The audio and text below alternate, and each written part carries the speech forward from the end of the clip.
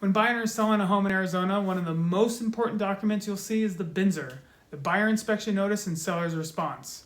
Here's what it does. Once you finish with your inspections, we will fill out this form to let the seller know if you're asking for repairs, asking for credits, moving forward with the purchase as is, or just canceling altogether. This is your chance to address any issues or problems that we found during the inspection period.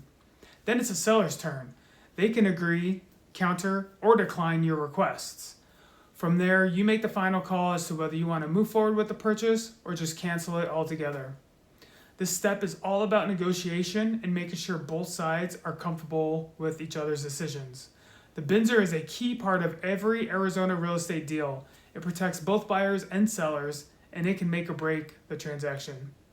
If you ever have any questions about how this works, I'd be happy to guide you through it. Just call or text me 480-628-9692 or direct message me at any of my social media accounts. I'm here to help you.